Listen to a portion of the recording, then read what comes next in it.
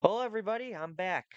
Joe the Jet G here, and yeah, I'm back. It's been a little while. I know. I think ever since beginning of mini camp, I believe. Last time I kind of left you guys a little bit, but I'm back now.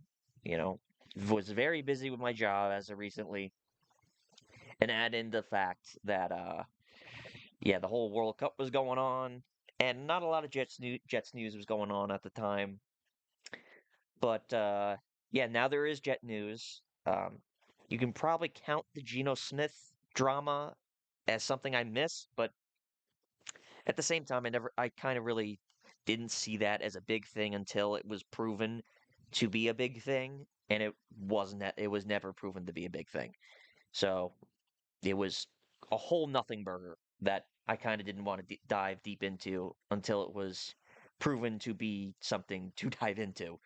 So yeah, that sort of came and went. But now we're into training camp. We're going to go into training camp next week, and the Jets have unveiled their new white helmets that they are going to be premiering during their game against the Green Bay Packers. And this video topic is going to be mostly about. Um, it's gonna be kind of a simple topic, and probably a topic everyone's sort of talking about is week one against the Tennessee Titans a must win? I view it as yes. It is a must win. It is a must win scenario. It is the team that, honestly, when you look at on paper, you're better than. The Jets are better than the Tennessee Titans on paper, roster wise. But the only disadvantage I would give the Jets over the Titans is is the coaching better? Is Aaron Glenn better than Robert Sala? As of right now, I don't think so. But again, it all depends on what the game plan is for Aaron Glenn and how he's going to execute that defensive game plan against Cam Ward, who is going into this to his second year as an NFL starter. And also depends on Frank Reich's game plan for the offense and how the offense is going to execute. And the Tennessee Titans defense isn't really necessarily scary per se, but it's Salah's schemes that scare me the most. Because we've seen it firsthand how Robert Saleh knows how to make a good defense play. So there's going to be a lot of ifs in this game, but I do feel like this is a game the Jets should win. And if they lose this game here in week one, it sets uh a very bad vibe uh right at the start of the season. You're gonna have a bunch of Jet fans that are gonna be pro tank right after that game instead of rooting for wins, instead of rooting for, the team getting better, they're going to root for the team to get worse and lose out and get that number one pick.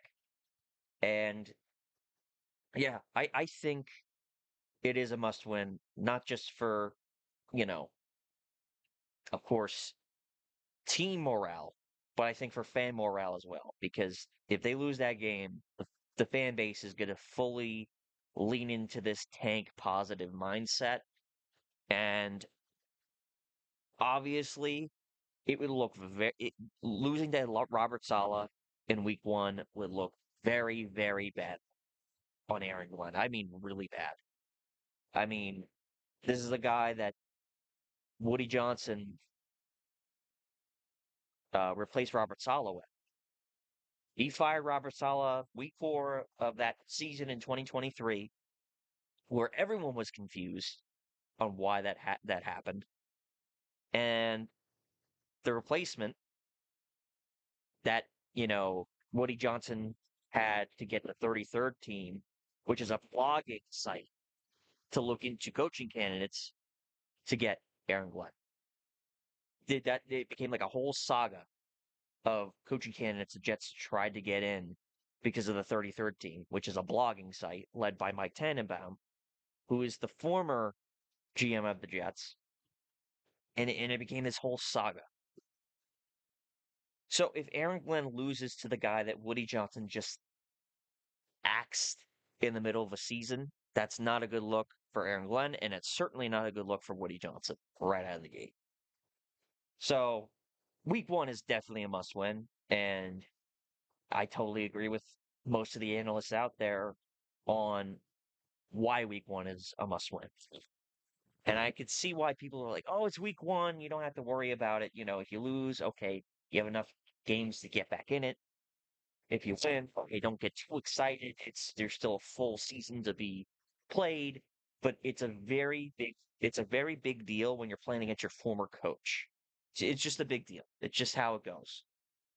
Um, but as time went on, I still think this team is going to win 7 games. I still think Gino is going to be confident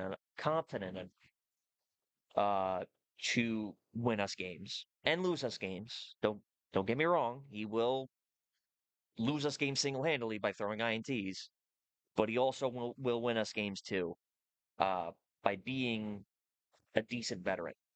Again, like I said, he's going to be very similar to 2017 Josh McCown, if anything. Um, but yeah, yeah. And also another thing I got to bring up that a lot of people just don't see with this team. This team is set for the future at the offense, I believe. I said it once, I'll say it again. This offense on paper looks very, very good.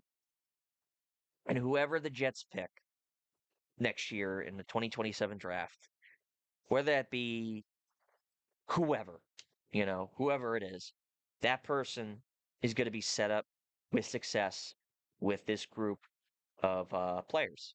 Sadiq, Mason Taylor, Garrett Wilson, A.D. Mitchell, who I think is severely underrated. Omar Cooper. You have Brees Hall in the backfield.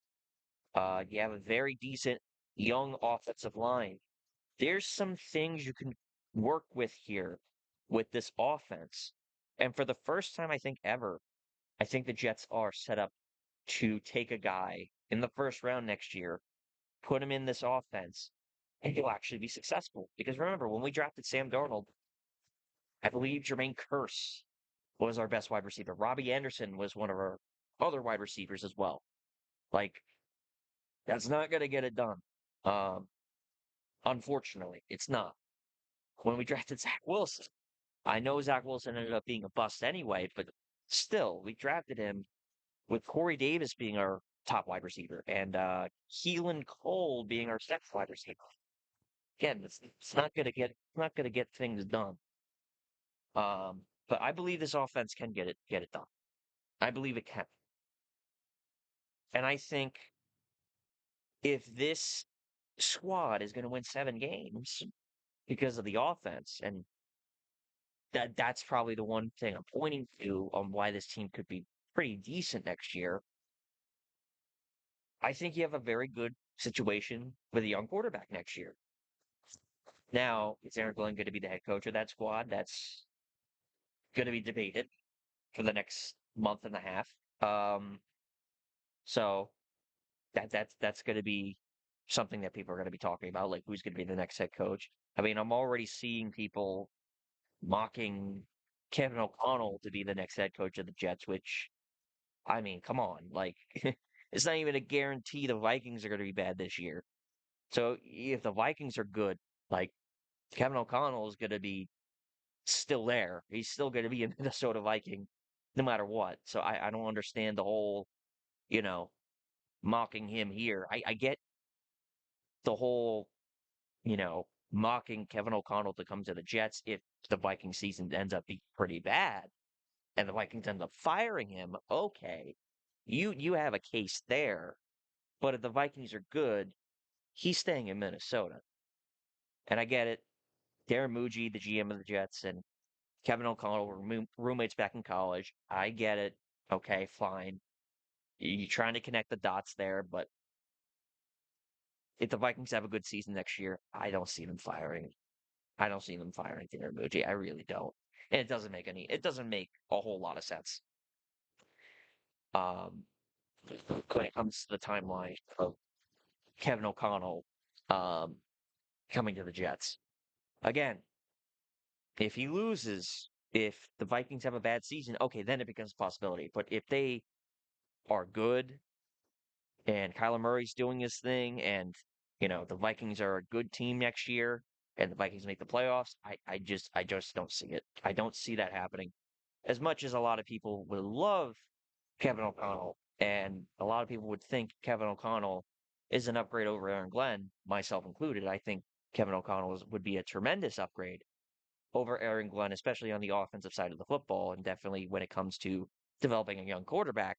Oh yeah, that would be something I would dream of, but I just don't see it. I don't see it happening. Um, but I know this is kind of a short one today, but yeah, um, this has been the latest of what's going on recently. Um, but next week, a few weeks from now, next week, I think this is the beginning of training camp, and we're gonna be all set into you know, looking at reps, diving deep into stats during practice. Um, yeah, and this is going to be a very interesting training camp. Um, is this offense going to look as good as I think it's going to be? Is this defense going to look better, especially after that disaster that was last year's defense? How's David Bailey going to look? How's Omar Cooper going to look? How's Kenyon Sadiq going to look? Because we haven't seen Kenyon Sadiq at minicamp at all. At least we saw Omar Cooper, David Bailey at minicamp. So there's those questions. Is Garrett Wilson going to look like his old self after that injury? I think he will. Is Brees Hall going to look great as usual? Um, what's the cornerback situation going to look like? What's D'Angelo Pons look like? What's year two of AC Thomas look like? You know, what's Minka Fitzpatrick look like in a Jets uniform? These are the questions that are going to be asked, and throughout the Jet fandom, it's gonna be asked throughout every practice next week and the weeks after, leading up to the first preseason game against the Tampa Bay Buccaneers. So it's gonna be a full night. I believe we have a joint practice with the Buccaneers too, so that's gonna be interesting. See what happens there. See how we match up against the Buccaneers, who I think are kind of on the downswing right now because Todd Bowles, he might get fired. Baker Mayfield, he has this whole contract situation happening with him and the Buccaneers. So yeah, it's going to be interesting to see how we measure up with them. So yeah, there's a lot of things coming up in Jetland. So I'll see you all then. All right. See you later and go Jets.